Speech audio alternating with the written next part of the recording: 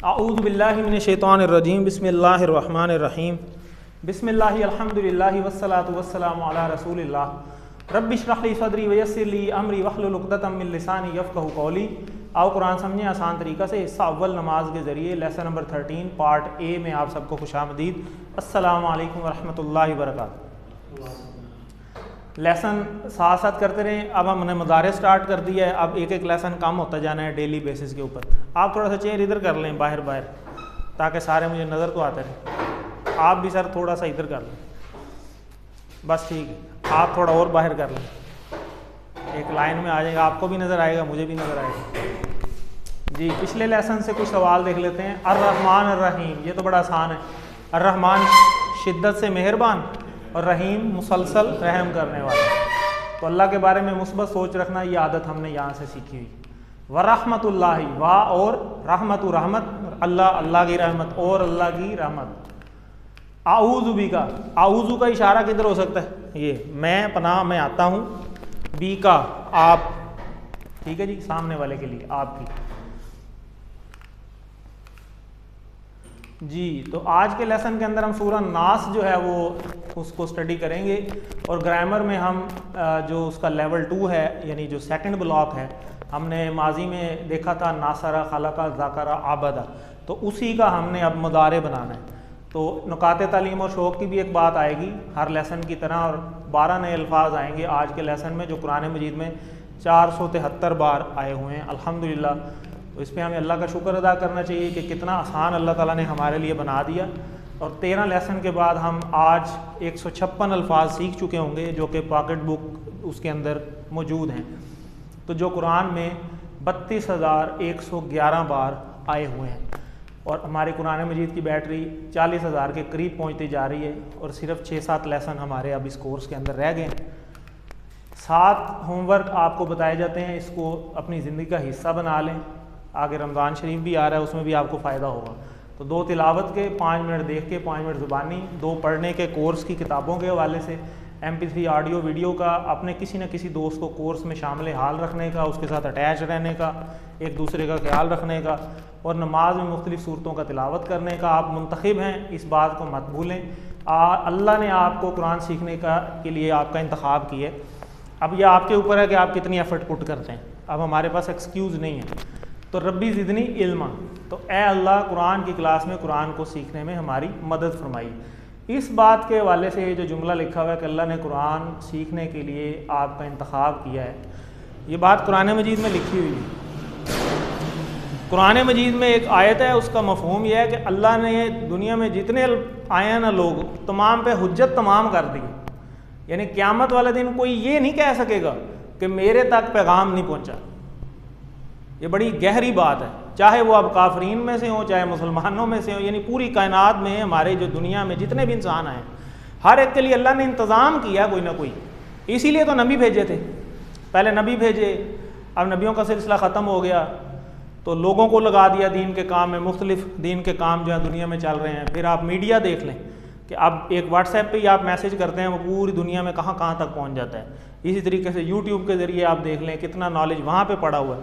तो किसी न किसी तरीके से पैगाम पहुँचा है। क़यामत वाले दिन कोई ये नहीं अल्लाह को कह सकेगा कि मेरे पास पैगाम नहीं पहुँचा।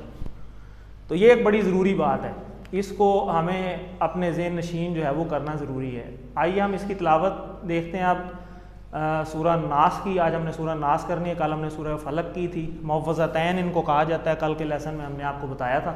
तो इसके अंदर कुछ अल्फाज ऐसे डेफिनेटली होंगे क्योंकि हमारी कुरान मजीद की बैटरी 30,000 क्रॉस कर चुकी है, तो बहुत सारे अल्फाज ऐसे होंगे जो आपको पहले से आते होंगे। तो उनको देखें, तिलावत के साथ साथ उन पर गौर करें। जो नहीं आते इंशाल्लाह हम उसको लेसन में कवर कर लेंगे। आऊज़ु बिल्लाहि मिनश्शैतानिर्रजीम। कहते हैं जी मदनी सूरत है। बिस्मिल्लाहिर्रहमानिर्रहीम। बिस्मी इसके 2 टुकड़े हैं, बी और इसम। इसका मतलब, इसम का मतलब होता है नाम, और बी मतलब से, नाम से, अल्लाह अल्लाह के नाम से। अर्रहमान अर्रहीम, यह भी क्वेश्चन भी आया था। कुल आऊज़ु बिरब्बिन नास, कुल हमने कल भी देखा, कुल मीन्स कह दीजिए। आऊज़ु ये हम पढ़ चुके हैं, मैं पनाह में आता हूँ या आऊँगा। बी रब्बी यानी अपने रब की, जो कौन सा रब है, नास यानी लोगों का, लोगों के रब की पनाह में मैं आता हूँ। तो ये हम बात यहाँ कर रहे हैं। मालिक नास, मालिक अरबी में कहते हैं बादशाह को। तो बादशाह किन का बादशाह? नास यानी लोगों का, लोगों के बादशाह के। यानी हम गवाही दे रहे हैं, पहले हमने यहाँ अल्लाह को पुकार रहे हैं बेसिकली। तो अल्लाह को पुकारा हमने एक तरीक़ा से, कैसे तरीक़ा से? कि लोगों के रब से। तो लोगों का रब अल्लाह है, तो यहाँ पे लोगों का बादशाह, लोगों का बादशाह भी अल्लाह ही है।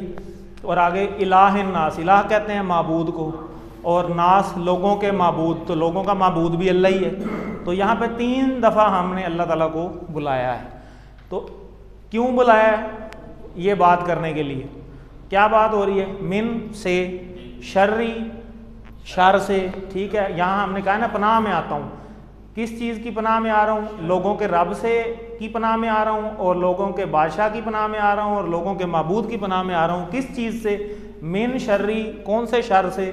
वसवासिल खन्नास, इसको अभी हम देखेंगे। अल्लाह जी, ये भी हमने देखा। वो जो युवसविसु कहते हैं वसवसा, उससे आपको नज़र आ रहा होगा वसवसा। फ़ी कहते हैं में, सुदूर, सुदूर कहते हैं सीना, शरह सदर जिस तरह बोलते हैं उर्दू में भी हम। तो सुदूर नास, लोगों के सीनों में, यानी लोगों के सीनों में जो वसवसा डालता है उसके शर से पनाह में मैं आ रहा हूँ। तो वो हम दुआ यहाँ पे कर रहे हैं। तो वो वसवसा कौन डालता है?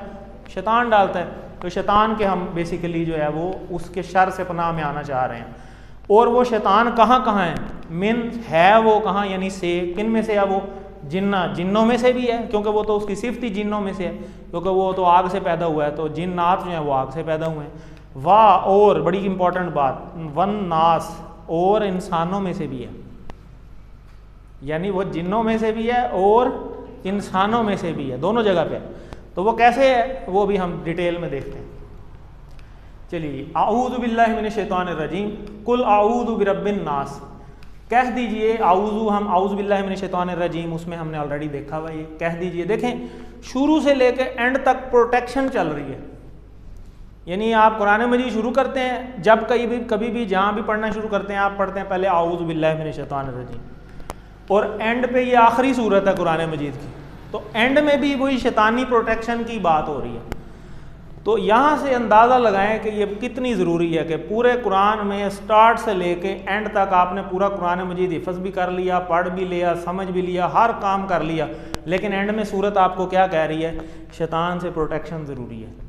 इसका मतलब है वो इतना बड़ा दुश्मन है हमारा, और जिसकी गवाही अल्लाह ताला ने खुद कुरान में दी है कि ये तुम्हारा सबसे बड़ा दुश्मन है, ये तुम्हें जहन्नम में ले जाएगा। क्योंकि उसी ने तो चैलेंज किया था कि मैं इसको नहीं छोड़ूंगा, क्योंकि उसकी वो खिलाफत मारी गई थी ना। वो ये सोच रहा था मैं खलीफा बनूंगा ज़मीन के ऊपर, लेकिन अल्लाह ने तो कुछ और अल्लाह ताला को मंजूर था, और अल्लाह जानता भी था कि इसके दिल में क्या चल रहा है। तो अल्लाह ने हज़रत आदम अलैहिस्सलाम को जो है वो खलीफा बनाया, और आदम अलैहिस्सलाम की आगे से सारी नस्ल को। तो उसने कहा भी मैं इनको भी वर्गलाऊँगा और इसकी पूरी नस्ल को वर्गलाऊँगा। तो ये बहुत बड़ा चैलेंज था जो अल्लाह की महफिल के अंदर ही शैतान ने कर दिया था। और ये ऐसे ही समझे कि कोई बादशाह हो और किसी बादशाह के दरबार के अंदर कोई जाए वज़ीर, और वो वज़ीर जाके बादशाह को ही चैलेंज कर दे कि तेरे बंदे मैं जो है ना अगवा कर लूँगा। तो आप खुद अंदाज़ा लगाएं कि ये कितना बड़ा चैलेंज है। तो बादशाह का क्या रिएक्शन होगा? नॉर्मली जो हमारे दुनिया का ही अगर कोई बादशाह हो तो वो क्या करेगा? वो कहेगा तेरी ऐसी की तैसी, ठीक है। वो कहेगा पहले तो इसको उठाओ ना, इसकी जुर्रत कैसे हुई, इसका तो यहीं पे सर कलम कर दो। हो सकता था ना, लेकिन अल्लाह ताला, यही तो बात है। वो जो हमने कहा ना कि कुल हु अल्लाहु अहद अल्लाहुस समद लम यलिद वलम यूलद वलम यकुल लहू कुफुवन अहद, वहाँ पे आती है बात कि अल्लाह बेनियाज है। तो अल्लाह ताला जो है ना वो ब्लैकमेल नहीं होता। तो ये ब्लैकमेलिंग थी उसकी कि मैं ये कर दूंगा वो कर दूंगा। अल्लाह ने कहा जा जो करने कर ले, मुझे कोई परवाह नहीं। तेरे साथ जो जाएगा उसका अंजाम तेरे साथ होगा, मुझे कोई परवाह नहीं। और जो मेरे बंदे हैं वो तेरे रास्ते पे नहीं चलेंगे, उनके लिए माफ़ी का दरवाज़ा खुला हो। तो अल्लाह ताला ने कहा जा तुझे मोहलत दी, जो करना कर ले। तो अल्लाह ताला बेनियाज है। अल्लाह ताला को कोई इस चीज़ से गर्ज नहीं है कि सारे जन्नत में चले जाएं, तब भी अल्लाह को कोई फ़र्क नहीं पड़ता। और सारे जन्नत में चले जाएं, अल्लाह ताला मेहरबान है, अल्लाह की जन्नत फिर भी नहीं कि छोटी पड़नी। तो इतना अल्लाह ताला जो है ना, यही बात आती है कि अल्लाह ताला की रिश्तेदारी कोई नहीं है। कुल वल्लाहु अहद में यही सी चीज़ की हम गवाही दे रहे हैं कि ना उसका कोई बेटा है और ना वो किसी से जना गया और ना उसने किसी को जना है। यही सारी चीज़ें, यानी उसकी रिश्तेदारी कोई नहीं है, वो डिपेंडेंट नहीं है। हम डिपेंडेंट हैं, वो इंडिपेंडेंट है, इंडिपेंडेंट ज़ात है। तो यहाँ पे यही बात है कि कुल आऊज़ु बिरब्बिन नास, कह दीजिए मैं पनाह में आता हूँ रब की, नास लोगों के रब की। तो कुल मीन्स कह दीजिए आऊज़ु हम ऑलरेडी देख चुके हैं, मैं पनाह में आता हूँ बी रब्बी रब की, नास इंसान, इंसान और नास इसकी जमा है, इसको कहते हैं लोग। ठीक है, तो इसको हम तसव्वुर एहसास का देखते हैं। कुछ बात हमने ऑलरेडी कर ली है कि पहले हमें अपने आप को गैर महफूज महसूस करना चाहिए। तो उसकी इंपॉर्टेंस मैंने आपको बता दी कि शुरू से लेकर एंड तक प्रोटेक्शन ही प्रोटेक्शन है, प्रोटेक्शन ही प्रोटेक्शन है। और अल्लाह ताला कैसे गफूर रहीम ज़ात हैं अल्लाह ताला, कि अल्लाह ने हमारी मग़फ़िरत के कितने ज़्यादा इंतज़ाम किए हैं। नबी जितने आए हैं वो बंदों को बचाने के लिए ही आए हैं, रहनुमा बना के भेजे गए जितने भी नबी आए कि जाओ जाके अपनी कौम को ये बताओ, जाओ जाके अपनी कौम को ये बताओ, जाओ जाके अपनी कौम को ये बताओ। काम ही यही था, एक ही काम था। तो अल्लाह ताला खुद ही हमें फार्मूले भी बता रहे हैं और पुराने चीज़ें भी बता रहे हैं, ऐसे होता रहा है और आगे भी ऐसे ही होगा। ये फार्मूला है, इससे बच जाओ। खुद ही अल्लाह ताला ने हमें फार्मूला बता दिया। जो दवाइयाँ हैं ना, एंटीडोट जिसे हम कहते हैं, वो सारी कुरान मजीद के अंदर मौजूद हैं कि ये करोगे तो इससे बच जाओगे, ये करोगे तो इससे बच जाओगे, ये करोगे तो इससे बच जाओगे। अब अमल हमारे ज़िम्मे है और उसी के लिए आयत भी है कि इंसान के लिए वही कुछ है जिसके लिए वो कोशिश करता है। तो कोशिश अब हमारे ज़िम्मे है, तो कोशिश के बगैर कुछ खुद ब खुद कुछ भी नहीं होगा। रोटी सामने रख के बैठ जाएं बस ठीक है जी, किस्मत में होगी तो खुद ही अंदर आ जाएगी, ना भूखे मार जाएंगे वो नहीं अंदर आएगी, खानी पड़ेगी चाहे जैसे भी हो। तो कोशिश हमारे ज़िम्मे। तो ये नहीं चीज़ सोचनी चाहिए कि जी बस किस्मत में नहीं था, ये नहीं था, वो नहीं था। यही तो अल्लाह ताला ने कुरान मजीद में फरमाया ना सूरह फजर की आयत के अंदर। तो कल परसों हमने वो तिलावत भी सुनी थी दूसरे ग्रुप के अंदर। तो उसके अंदर यही बयान हो रहा है कि जब अल्लाह ताला किसी को इज़्ज़त देता है तो बंदा कहता है कि जी अल्लाह ने मुझे इज़्ज़त दी, और जब थोड़ा सा टफ टाइम आता है तो बंदा कहता है जी अल्लाह ने मुझे ज़लील कर दिया। तो हर चीज़ अल्लाह पे डालते जाएं। बस अल्लाह ने कोशिश जो है वो बंदे के ज़िम्मे रखी है, भाई जो जैसे अमाल करोगे वैसा आप अगला सबब पालोगे। तो ये चीज़ जो है वो हमें थोड़ा सा महसूस करने की ज़रूरत है। वो रब है 700 करोड़ लोगों का, आदम अलैहिस्सलाम से लेकर आज तक और आगे जितने इंसान आने सब की परवरिश करने वाला है। सारी नेमतें जितनी भी हैं उसने हमारे लिए बेसिकली बनाई हुई हैं और सब का ख्याल रखने वाला है। हर एक के जिस्म के ज़र्रे ज़र्रे की वो परवरिश कर रहा है, कब से कर रहा है, कब तक कर रहा है, उसको कोई परवाह नहीं। और बड़ी ही इन्फिनिटी ज़ात है। तो उसकी पनाह में हम यहाँ पे आ रहे हैं जो कि लोगों का रब है। इन लोगों के अंदर अब काफिर भी शामिल हैं, मुसलमान भी शामिल हैं, मुशरिकीन भी शामिल हैं, मुनाफिक भी शामिल हैं, हर तरह का इंसान इसमें शामिल है। ये नहीं कहा गया कि काफिरों के रब की या मुसलमानों के रब की, ना, सब तमाम लोगों के रब की जो है वो आप पनाह में आ रहे हैं। तो रब्बिन नास की अज़मत को महसूस करने में मैं ये एहसास करता हूँ कि वो अल्लाह एक से ज़ायद जवाब हो सकते हैं, ABCD। अब रब्बिन नास है, ये इस पे गौर रखना है। D भी है जी, D शामिल है, क्यों नहीं शामिल? हाँ, क्योंकि नास का जिक्र है। ठीक है, तो नास में फरिश्ते नहीं है। ठीक है, बाकी तीनों हैं, बिल्कुल ABC। तो मालिक नास इलाह नास, मालिक कहते हैं जी बादशाह को, और नास तो आपको पढ़ लिया लोग, इलाह नास लोगों के माबूद की। तो मालिक आसानी से याद आप रख सकते हैं, ये वही मालिक है जो हम पाकिस्तान में भी हर बंदे ने मालिक अपने साथ लगाया हुआ है। तो वो मालिक, तो वो मेरे साथ एक दफ़ा हुआ, तो वो मैं एयरपोर्ट पे गया तो वहाँ पे वो अरबी थे आगे से, तो उसने मेरा नाम पढ़ा ना, लिखा हुआ था आमिर मसूद मलिक।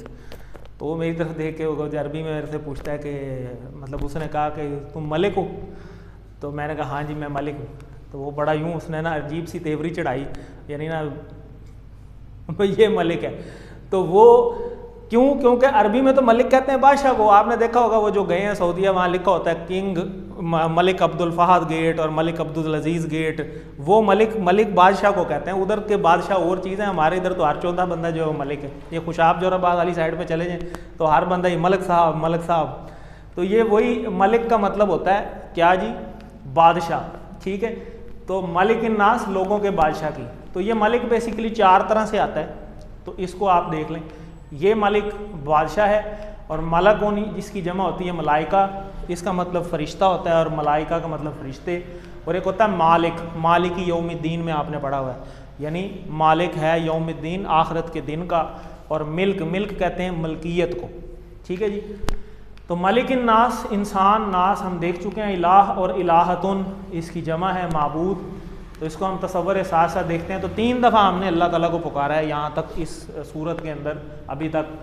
तो सच्चा बादशाह वही है जो लोगों पर कंट्रोल रखता हो, जिसका कंट्रोल अल्लाह का ही कंट्रोल है, जिसकी बात लोग मानते हो। अल्लाह के इख्तियारात में सब कुछ है बेशक। तो ए अल्लाह मुझे तुझे सच्चा मानने की तौफीक भी दे, ये नहीं बस सिर्फ ज़ुबानी कलामी, अपने अमाल से मुझे साबित भी मैं कर सकूँ कि या अल्लाह तू ही मेरा जो है वो रब है, यानी तेरे ही कानून मानने की मुझे तौफीक दे। मिसाल के तौर पे अगर कोई बंदा शहर के किसी चौक पे खड़ा होकर कहे जी मैं बादशाह बन गया हूँ, बादशाह बन गया हूँ, तो मेरा हुक्म चलेगा यहाँ पे, तो सारे उसको पागल ही कहेंगे, बेचारा नहीं पागल हो गया। तो सारे कानून अल्लाह के ही चलते हैं। जैसा कि फॉर एग्जांपल अल्लाह ने एक चीज़ हराम कर दी है, तो अब कोई बंदा उसको हलाल नहीं कर सकता, चाहे जो मर्जी हो जाए। तो एक चीज़ अल्लाह ने हलाल कर दी है तो उसको कोई हराम नहीं कर सकता। तो अल्लाह ताला का ही कानून है। मालिकिन नास की तिलावत के साथ कोशिश हो कि लोग वाकई अल्लाह को बादशाह माने, यानी इसके कानून की इताअत करें। किस तरह बुलाएंगे लोगों को? ज़बरदस्ती से नहीं, दावत देकर, जैसा कि नबी सल्लल्लाहु अलैहि वसल्लम ने किया था, जिसकी तफसील कुरान मजीद में काफ़ी जगह पे है। सच्चा माबूद वही है। मुसीबत के वक्त लोग इसी को पुकारते हैं, चाहे जितना भी वक्ती तौर पर इनकार कर लें। मुझको इस बात की अल्लाह तौफीक दे कि तुझे ही सच्चा माबूद मानूँ, तेरी ही परस्तिश और अताअत करूँ, शैतान और अपनी नफ्स की बात मानने से मैं बचूं। आमीन। तो क्या तुमने इस शख्स को देखा जिसने अपने नफ्स को इलाह बना लिया हो? ये अल्लाह ने सवाल किया है कुरान मजीद में। तो फिर आगे जवाब भी दिया, उसके हशर भी बताया। तो हम नफ्स को इलाह मान करना चलें, इलाह नास यानी वो अल्लाह ही इलाह है, उसी के कानून के मुताबिक हमें अमल करना चाहिए। तो अल्लिम मालिकिन नास इलाह नास। मालिकिन नास के मायनी लोगों का बादशाह। इलाह मीन्स आपको पता है इलाह की जमा क्या है? आलिहातुन। अल्लाह मालिकिन नास है इसलिए कि एक से ज़ायद जवाब हो सकते हैं।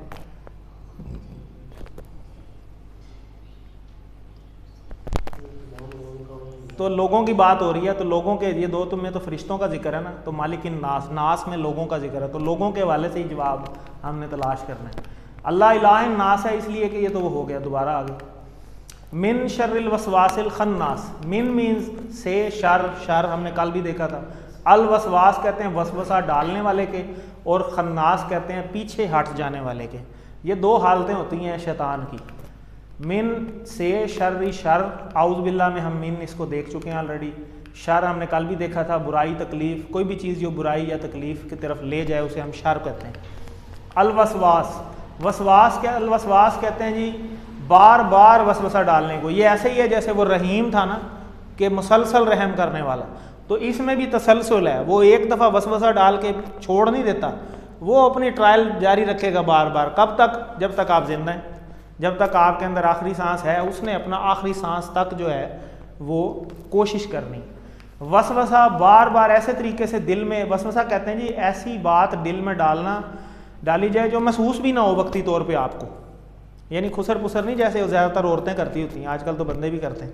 तो 4-5 बंदे बैठ जाएं तो 5वें बंदे के बारे में बैठे बैठे एक ऐसी बात कर देनी कि बस वो बाद में बैठ के बंदा सोचता रहता है और फिर आपस में लड़ाइयाँ दिलवा देनी। ऐसी चीज़ें होती हैं वसवसा डालने वाली, यानी वक्ती तौर पे उसको महसूस भी नहीं होती कि इसने कोई बात की है, लेकिन वो बीज बो के चला जाता है और वो आहिस्ता आहिस्ता परवान चढ़ता है और एक वक्त आता है कि वो फसाद का बायस बनता है। तो क्या है, इसका एक प्रोसेस होता है पूरा, इसको हम आगे चल के देखते हैं। ज़ाहिर होने के बाद छुपने वाला, 2 हालतें होती हैं शैतान की हमेशा हर बंदे के साथ, क्योंकि हर बंदे के साथ भी एक शैतान है ना, कारीन। तो ज़ाहिर होने के बाद छुपने वाला और पीछे हट जाने वाला, यानी या तो वो आपके साथ चिमटा हुआ है या वो पीछे हटा हुआ है। 2 ही हालतें हैं, गायब नहीं हुआ, चला नहीं गया, है इधर ही। तो 2 ही हालतें हैं।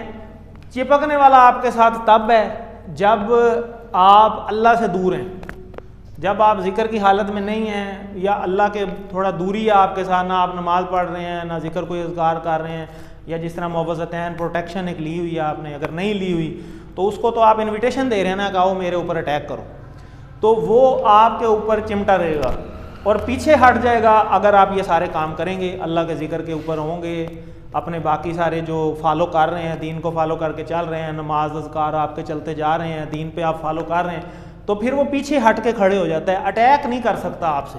वो आपने एक कमर्शियल भी देखी होगी ना मच्छरों के वाले से, तो वो जो आजकल अब गर्मी भी आ रही है तो मच्छर आ जाएंगे कि मच्छर आपसे दूर रहने पर मजबूर, वो मॉस्पेल की एक कमर्शियल आती होती है। तो इसका भी वही हाल है, उसने जाना कहीं नहीं है, रहेगा इधर ही, थोड़ा दूर हो जाएगा लेकिन आपका साथ नहीं छोड़ेगा जब तक आपकी मौत नहीं आती। उसकी मौत तक आपके साथ ड्यूटी है कि आखिरी सांस पे भी अगर चांस मिलता है ना आपको वर्गलाने का तो वो आपको वर्गला देगा। और बड़ी एक है अजीब सी बात कि कुछ लोग सारी उम्र दीन पे चलते हैं, एंड पे शैतान ऐसा कोई काम करवा देता है कि वो सारा किया दराया खारक हो जाता है। और इसी तरीके से कुछ लोग सारी उम्र दूर रहते हैं लेकिन अल्लाह ताला एंड में ऐसी तौफीक दे देता है आपको कि आपके सारे अल्लाह ताला माफ़ कर देता है और सारा कुछ हो जाता है। तो ये एक फिर एक हदीस भी है ना कि एक वक्त आएगा कि इंसान जो है वो सुबह जो है वो दीन की हालत पे होगा और शाम को वो कुफर की हालत पे होगा, या सुबह कुफर की हालत पे होगा तो शाम को जो है वो इस्लाम की हालत पे होगा। तो ये एक अजीब सा जो है वो दौर चल रहा है। हमें हर टाइम हम जंग की हालत में हैं शैतान के साथ, तो हमें हर टाइम अलर्ट रहना चाहिए हर लिहाज से। तो तसव्वुर एहसास के साथ हम इसको देखते हैं। वसवास, दो इसकी सूरतें होती हैं। वसवास जब आप अल्लाह को भूल जाएंगे तब वो आपको वसवसा डालेगा, और खन्नास कहते हैं पीछे हट जाने वाला, जब पीछे हट जाएगा जब आप अल्लाह को याद करेंगे, क्योंकि जिन दिलों में अल्लाह की याद होती है उन दिलों पे वो अटैक नहीं कर सकता, उसकी ज़रूरत नहीं पड़ती। तो ये वो प्रोसेस करता है, पहला कदम डालता है जी, वो वसवसा डालता है, बीज बो देता है। वो जो वसवसा है वो आहिस्ता आहिस्ता इंसान की नीयत बन जाती है कि अच्छा इसने मेरे बारे में ये बात की है, चलो मौका मिलेगा तो फिर इसको देखेंगे। नीयत बन गई, नीयत बनी, और जब मौका मिला तो अमल भी कर दिया, और फिर अमल किया तो फिर बार बार करने की आहिस्ता आहिस्ता वो आदत डालता है आपको एक काम की, गलत काम की, और फिर आप उसके एजेंट बन जाते हैं, फिर आप भी शैतान ही बन जाते हैं। यही तो बात की है कि मिनल जिन्नती वन्नास, कि वो जिन्नों में से भी है, जिन्नों में से तो है ही, और इंसानों में से भी है। जो इंसान शैतान के एजेंट बन के फिर रहे हैं, उनका काम ही सिर्फ फसाद है या काम ही सिर्फ ये है, तो वो फिर मिनल जिन्नती वन्नास वाली कैटेगरी में आ जाते हैं। वो जिन्नों में से भी और इंसानों में से भी उसको ये काम वो कर देता है। पहला कदम क्या, वो वसवसा डालता है, फिर नीयत बनती है, अमल बनता है, बार बार करने की आदत डालता है, और फिर वो इंसान ही एजेंट बन जाता है, और शैतान को भी कुछ करना नहीं पड़ता, वो इंसान ही वो बहुत कुछ करना लग जाता है। तो हमें अल्लाह ताला उसका एजेंट बनने से बचाए, आमीन। मिनल जिन्नति वन्नास, और मिन आगे आएगा मिन शर्रिल वसवासिल खन्नास।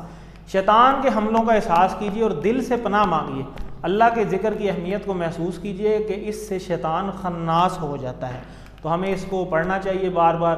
कल भी हमने देखा था कि हदीस का मफ़हूम है कि अल्लाह के नबी सल्लल्लाहु अलैहि वसल्लम हर नमाज के बाद सूरह इखलास और मुअव्वज़तैन एक एक बार, और फजर और मगरिब के बाद 3-3 बार पढ़ते थे, और सोने से पहले भी एक बार पढ़ के अपने हाथों को पे फूंक के तो अपने जिस्म पे फेरते थे।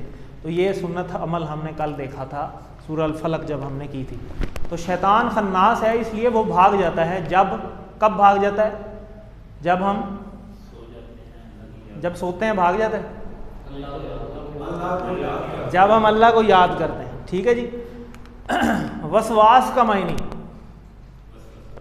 जी, वसवसा डालने वाला, अल्लज़ी युवस्विसु फी सुदूरिन्नास, जो कहाँ वसवसा डालता है जी? युवस्विसु, वसवसा डालता है फी सुदूरिन्नास, लोगों के दिलों में, यानी सीने में। तो सीने में मेन चीज़ दिल ही है, तो दिल में वो वसवसा डालता है, जहाँ फिर अगली नीयत बनती है बंदे की। अल्लज़ी जो युवस्विसु हमने देखा वसवसा डालता है, वसवास कहते हैं वसवसा डालने वाला।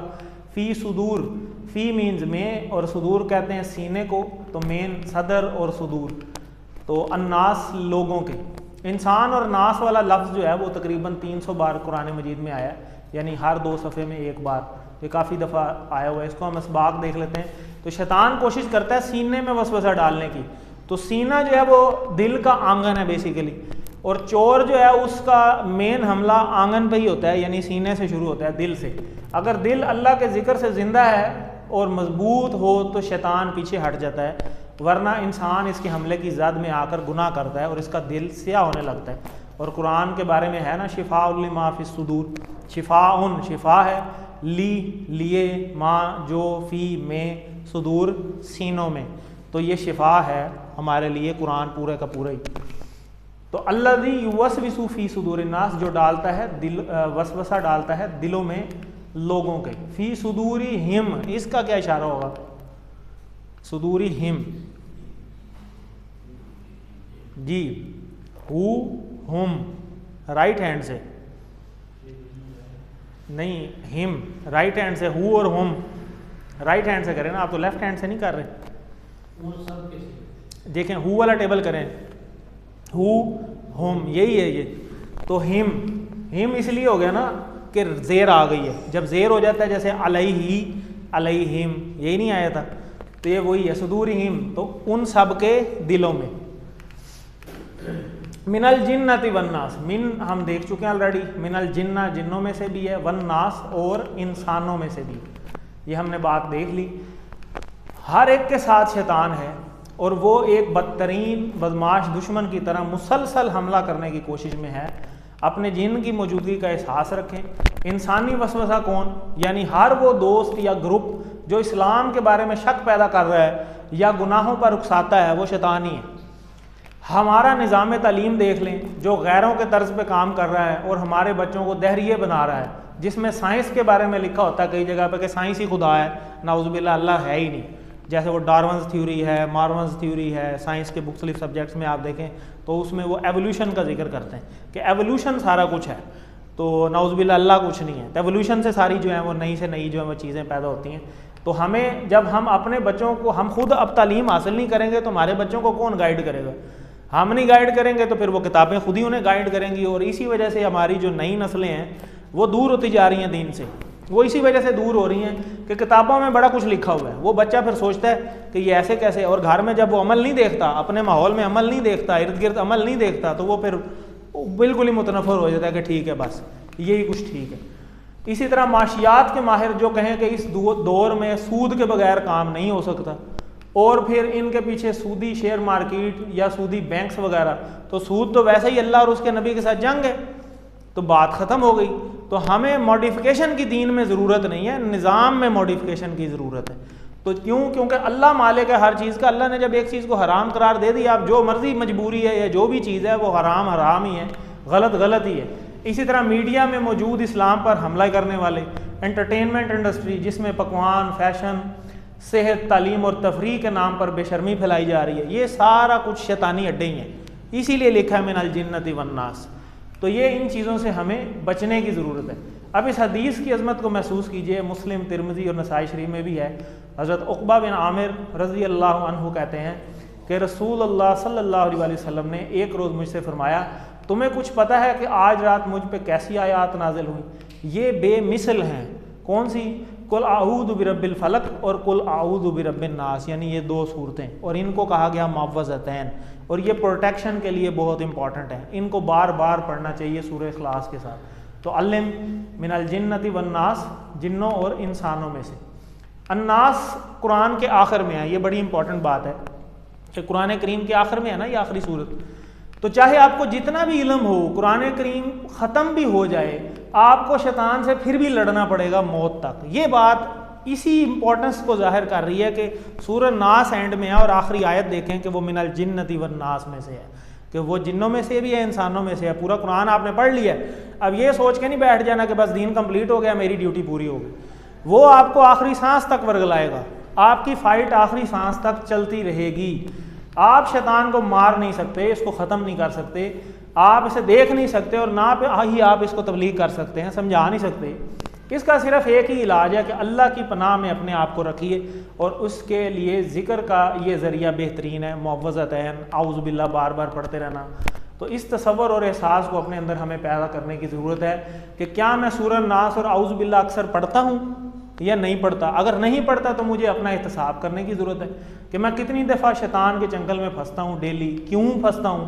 बुरी सोबत की वजह से तो नहीं फंसता, बुरी चीज़ों की वजह से तो नहीं फंसता, टीवी और इंटरनेट की वजह से, या इल्म की कमी है, मुझे इल्म की ज़रूरत है, चीज़ें पता ही नहीं है मुझे। तो इस सारे का इलाज क्या है? उसके लिए मुझे प्लानिंग करनी पड़ेगी। कोई और तो नहीं आएगा मुझे पकड़ के ले जाएगा, मैंने अपनी जिम्मेदारी खुद ही उठानी है। तो प्लान बनाइए अच्छे दोस्तों के साथ रहने का। ये जो हमने उसमें भी पढ़ा था अल्हम्दुलिल्लाह रब्बिल आलमीन में कि हमें अच्छे रोल मॉडल्स जो हैं उनकी पैरवी करने की ज़रूरत है। जैसे हमने अनअमत अलैहिम कहा था, तो अनअमत जिन पे इनाम हुआ है उनके बारे में पता होगा तो शौक़ पैदा होगा ना कि इनके ऊपर अल्लाह ने इनाम किया है। अम्बिया के बारे में डिटेल पता हो, सहाबा के बारे में पता हो, अपनी सीरत का पता हो नबी सल्लल्लाहु अलैहि वसल्लम के हवाले से, तो ख़राब चीज़ें हटाने का प्लान। इसी तरह ये प्लानिंग के बाद इनफरादी और इज्तिमाई कोशिश दूसरों को बताने के हवाले से। सूरह नास और सूरह फलक का कंपैरिजन है। कल हमने आपको बताया था कि सूरह फलक के अंदर हमने अल्लाह पाक की एक सिफ्त का जिक्र किया था और 3 शरूर से पनाह मांगी थी जो कि ज़्यादातर दुनिया का ही नुकसान करती हैं। जैसे हमने यहाँ पे देखा था बिरब्बिल फलक, तो सुबह के रब की, यानी अल्लाह को हम पुकार रहे हैं। और इसमें हमने 3 शरूर का जिक्र किया था, गासिकिन अंधेरा, नफासाती फिलुकत जादू, हासिदिन इज़ा हसद हसद। तो 3 शरूर का जिक्र किया था। ये तीनों हमारा दुनियावी नुकसान करती हैं और इसलिए हमने अल्लाह को यहाँ पे, यानी अल्लाह ने ये पैटर्न बताया कि एक सिफ्त है और 3 शरूर से आपको पनाह मिल रही है। और यहाँ पे आपने देखा कि अल्लाह को आप 3 सिफात से जो है वो याद कर रहे हैं, बिरब्बिन नास से, मालिकिन नास से, इलाहिन नास से, और एक शर से पनाह मांगी है हमने, मिन शर्रिल वसवासिल खन्नास। ये वसवसा इतना डेंजरस है कि हमें यहाँ पे 3:1 है और यहाँ पे 1:3 है। क्यों? क्योंकि ये जो वसवसा है ना, ये आपका अकीदा ख़राब कर देता है और अकीदा ख़राब हो तो आपकी आखिरत तबाह है। और आखिरत का नुकसान बहुत बड़ा नुकसान है। दुनिया तो आर्जी है, वो तो ख़त्म हो जानी है, तो आखिरत का नुकसान जो है वो बड़ा है। इसलिए यहाँ पे 3:1 है और यहाँ पे 1:3 है। और सूरह इखलास के साथ इसको मिला के मुअव्वज़तैन को पढ़ना बहुत ज़्यादा फजीलत का हामिल है। मिनल जिन्ना, ये हमने देख लिया जिन्नों में से। सूरह नास में अल्लाह के कितने नामों का जिक्र है? कितनी दफ़ा सूरह नास में हमने अल्लाह ताला को बुलाया? 3 दफ़ा भी हमने पिछली देखा था ना, यहाँ पे बिरब्बिन नास, मलिकिन नास, इलाहिन नास 3 बार है। तो आइए इसकी हम तिलावत दोबारा से एक दफ़ा सुनते हैं, तसव्वुर और एहसास को ज़हन में रखते हुए। आऊज़ु बिल्लाहि मिनश शैतानिर रजीम। कहते हैं कि एंड पे जब मौत का टाइम आता है ना, तो आखिरी सांसों जब चल रही होती हैं, तो उस वक़्त ये जो शैतान है ना किसी करीबी रिश्तेदार की शक्ल में आ जाता है बंदे के सामने। तो वो बन के आ जाता है, आपके वालिद की शक्ल में आ जाएगा, अगर वालदा हयात नहीं है तो उसकी शक्ल में आ जाएगा, कुफ्र कराने के लिए सिर्फ कि तुम ना ये इस तरह की कोई बात करो, तो देखा मैं भी चली गई और या मैं भी चला गया। तो इस तरह का वसवसा डालने की कोशिश करता है, क्योंकि हालत ही एंड में बंदे की ऐसी हुई होती है। तो वो इस तरह की शक्लों में एंड तक कोशिश करता है ये किसी तरीके से मुकर जाए बस, और इस तरह चला जाए इस हालत में। जो फिर चला गया वो तो वापस नहीं आना, वो तो सांस है तो चांस है, जब सांस ख़त्म तो चांस ख़त्म। तो इसलिए ये इतना ही जो है वो ख़तरनाक दुश्मन है, इससे पनाह हमें मांगनी चाहिए। अब हम अटेंडेंस देख लेते हैं।